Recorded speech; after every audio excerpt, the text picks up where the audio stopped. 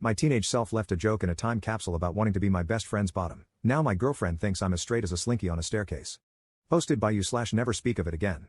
When I was a teenager, my friend and I came up with the idea to write a list of life goals on a piece of paper for our older selves. We placed our papers inside a lockable box without showing each other what we had written. My friend was the more responsible one between the two of us and the least likely to open the box prematurely, so we both agreed he would keep the box and store it somewhere in his parents' basement until we were old enough to open it together. Life went on, and eventually, we forgot about the box. Fast forward to my friend's father passing away, which left him with the house he grew up in but no living parents. My friend made plans to turn the house into an Airbnb. A couple of weeks ago, I got an unexpected call from him. We were no longer as close, so phone calls between us were somewhat uncommon. He informed me about his dad, the house, and then mentioned what he had found in his parents' basement, the box. I encouraged him to open it then and there and read what we had written while we were on the phone, but he suggested making it more meaningful by meeting up and reading it in person. Cut to the two of us becoming the four of us at the meeting because our girlfriends had also become invested and involved.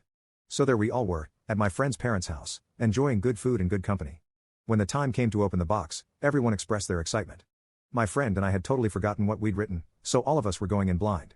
A toolbox was required to open the box because the key for the padlock was nowhere to be found. My friend gave me his list, and I gave him mine. Our girlfriends insisted on it. I was the first to read. My friend had the following things on his list: 1. Fix my teeth. 2. Make money. 3. Learn other languages. 4. Travel. 5. Learn to cook. 6. Eat healthy. 7. Lose my virginity. 8. Study. 9. Teach. 10. Continue skateboarding until I die. My friend's list was fun for everyone. However, he seemed hesitant to read my list. As soon as he said it might be better if I read my list in private, all of us, including me, egged him on to just read the damn thing. My friend reluctantly read the following out loud. 1. Tell Josh I want to be his bottom. That was literally all I wrote. My friend, aka Josh, flipped the piece of paper so that all of us could see the drawing I had made of the two of us smashing. No one seemed to know how to react. I attempted to break the awkward silence by pointing out that I was obviously joking when I wrote that. My friend backed me up and said it was totally in character for teenage me to make gay jokes at inappropriate times. Everyone kind of filed my comment under boys will be boys and laughed it off. That being said, my girlfriend was not laughing during our drive home. She was too busy questioning me about my sexuality. She didn't stop with the questions until I finally confessed that I was, in fact, bisexual, something I had never actually shared with anyone before. Needless to say, that revelation created tension between us, even though I've assured her that I'm not attracted to anyone else but her. Pessimism is telling me that I should brace myself for a breakup. Update 1 day later. My girlfriend seems to be ghosting me now. Her responses to my messages have gone from one-word comments that took her forever to send, to nothing at all. My friend, on the other hand, hasn't stopped messaging me since the events in my previous post. Between my girlfriend ghosting me and my friend bombarding me with follow-up questions, I definitely feel like I messed up as a teenager when I decided to leave a note to my future self that exposed my sexuality. My friend has sent me multiple messages to inform me that he's still in touch with some of our former high school classmates. He made me aware of this because he wanted me to understand why he thought it made sense to share our decades-old list of life goals with other people. At first, I had no problem with it because I assumed everyone who knew me in high school would just laugh at my list and add it to all the other dumb stuff I said and did as a teenager. According to my friend, our former high school buddies did, in fact, laugh, but they also added my gay joke, or gag, or whatever it was, to their own little list of clues that apparently made them doubt my straightness throughout high school. My friend said that nothing about me had ever made him question my sexuality, but he was starting to feel like he might have missed something because it seemed like he was the only person in our circle of friends who hadn't connected the dots. I didn't know how to respond to that, but I managed to answer every question he had for me as truthfully as possible. Yes, it was more than just a gay joke.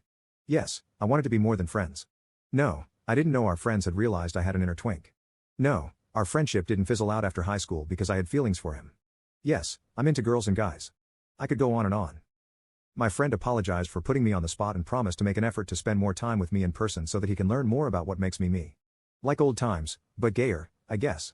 He even joked about setting me up with his male friends in case my relationship comes to an end. The last few days have been an emotionally exhausting experience. I've unintentionally come out twice now. So much for waiting until I was ready. Second update 6 days later. My family now knows I'm bi. My girlfriend shared the news with her gym partner, aka my sister, who then informed our parents. I had no idea any of this was happening until I recently visited my mom and dad. What was supposed to be nothing more than the usual hey mom, hey dad, hey totally straight son, blah blah blah unexpectedly became an obvious case of there's an elephant in the room. As soon as my parents asked me how things were going with my girlfriend, I knew they knew. My mom and dad never really cared about who I dated, so for them to suddenly be interested in my relationship made me feel like something was up. When I asked my parents what was going on, my mom and dad looked at each other like they were telepathically trying to figure out who was going to take the lead.